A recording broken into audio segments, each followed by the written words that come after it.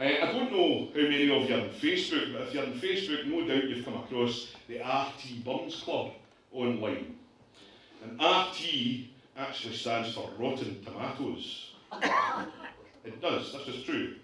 And the reason that it's called the Rotten Tomatoes Bums Club is because it was started on a movie blog website by two post-hormonal women who were tremendous fans of Gerard Butler. And Gerard Butler's this Paisley actor who a couple of years ago it was mooted that he was going to make a Bums film.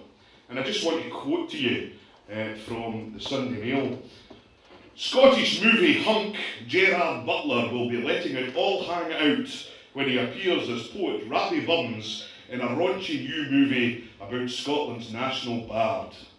Director Vadim Jean said of the £5 million movie Burns, Gerard and I are both totally committed to the film. There's plenty of sex and nude scenes in it. That scares the bejesus out of me. Afore ye poor frailty names, suppose a change of cases, that's all I can say. Of all Burns' accomplishments, they choose to focus on this. You see, and it's all down to, to various different biographers over the period of time who have chosen to portray either Burns as being pure as a driven snow, or else as having a weakness for women. But is a love for women really a weakness? I certainly don't think that Burns thought that it was. And we'll examine the evidence here. The first song that he wrote, or certainly the earliest one that we have evidence of, Oh, Once I Loved a Bonny Lass, wasn't actually written to impress the lassie on whom it was written. It was written because the laird's son had already written a song and he wanted to better it. Yeah? And then when we move on, slightly further on in his career, Alison Begbie or Ellison Gebbe, depending on what biography you read, of whom we heard Mary Morrison earlier on. His earliest correspondence that we've got is clearly written with an audience in mind, and there's a school of thought that says that the letters were not actually intended to be from Burns, although they're in his hand. He simply wrote them for some other friend of his who would then pass them to their lover, and certainly has that ring to it. And then you've got Betsy Peyton, of course, the first lassie who was unfortunate enough to find herself with child. The night was dark, and through the park I could not but convoy one parting kiss, but could less, my vows began to scatter. And again, I'm not thinking that Burns was really particularly thinking of wooing this lassie. I think that his needs were something more visceral than that. And then of course we move on to Bonnie Jean.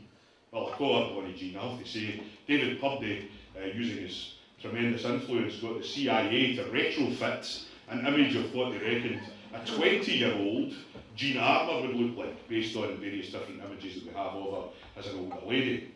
And I've got to tell you, she looked like a bulldog that just licked the same pish off her head. Bonnie ate my arse. But if you listen to what he wrote on Bonnie Jean in particular, we've already heard from the Epistle to Davy tonight. Oh, how that name inspires my style. The words come skelping rank and file, almost afore I ken. The ready measure runs as fine as Phoebus and our famous 9 were glowering o'er my pen. You see all these classical allusions, and then of course earlier on, I think it was Bill was mentioning, oh, were I on Parnassus Hill? Oh, were I on Parnassus Hill, I had Helicon my fill, that I might catch poetic skill, to sing how much I love thee. And then later on in the verse, listen to this, but neth maun be my muses well, my muse maun be a bonny cell, on course and con I'll glower and spell, and sing how much I love thee. Now, that doesn't sound to me really firmly as if it's a man in love at all. That sounds like someone that's kind of resigned to a position that he finds himself in, Neth maun be my muse as well, my muse maun be your bonny cell. You know, and I think, really, if he was to rely on the one woman to get his poetic hit, then, you know, he was never going to approach anything. Of course, there's been a lot of talk about Highland Mary, or Margaret Campbell, as we now know her to be after James Mackay's biography. And Mackay again has proven that the veracity of the Train manuscript, where John Richmond, his friend, you know from the Code of Equity, John Richmond gave a bit of evidence that in the Elbow Tavern in Laughlin, he's seen Highland Mary disappearing with the laird's husband, and Burns was sat there in the company, and he's like, bastards. Because he did a bet on with him that that she was actually true to him, and clearly not at all. And then of course he had this whole period when he was trying to court nicer women, or more proper women, like Wilhelmina Alexander of the Bonnie Lass at Ballachmyle, and Peggy Chalmers, on whom I think Old Court hath called, is written on, although other people will tell you it's Jane Lorimer. I think it's almost certainly written on Peggy Chalmers and then brushed up later on. Bess Burnett, who was his favourite while he was in Edinburgh. We've got a contemporary account that says that Bess Burnett had a very, very small mouth that she kept pursed tight shut like this because she had no teeth and she didn't like to show it. I think I can see what the attraction was there.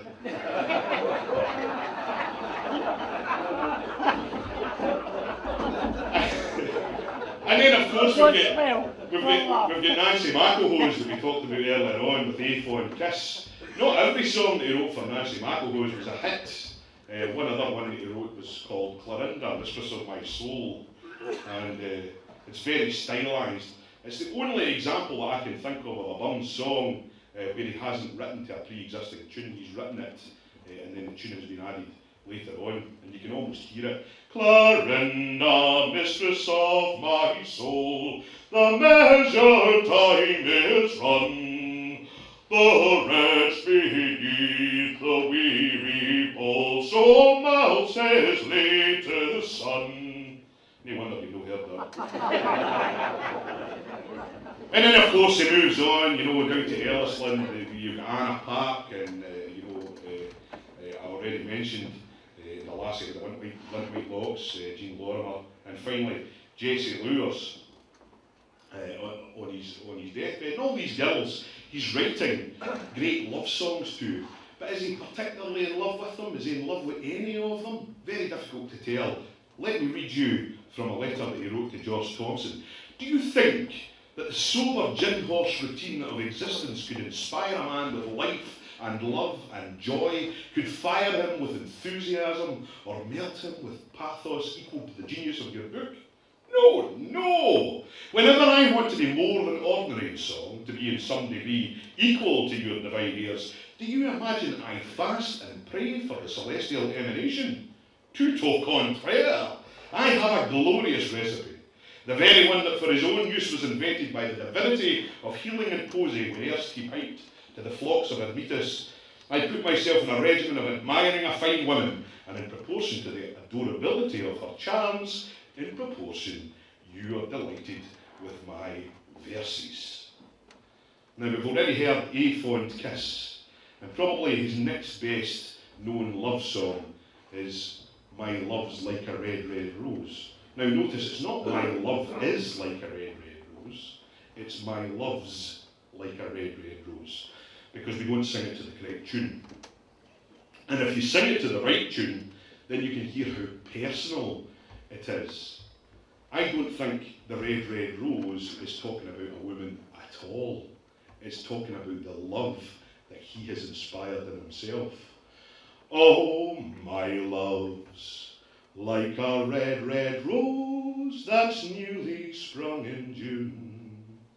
Oh, my love's like a melody that sweetly plays in tune. I'm sure you've all got slimy mates that have got all the luck with a woman. You've certainly known a few of their times too. No you, no you, no you. But I've got to say, if you ask a woman whether she would rather be falsely flattered or ignored, I know what their answer's going to be. When they tell you that they don't want flowers because it's an entire waste of money, you know what she's really saying, but you choose to ignore it. Interest in women, gentlemen, is not a weakness. It's the greatest strength that a man can have. Do you think that Burns lay in his deathbed wishing that he'd been a little less romantic? I'll leave you with that. Gentlemen, please be on your feet. Drink a toast to the Lassies. To the Lassies. Okay, swallow that one.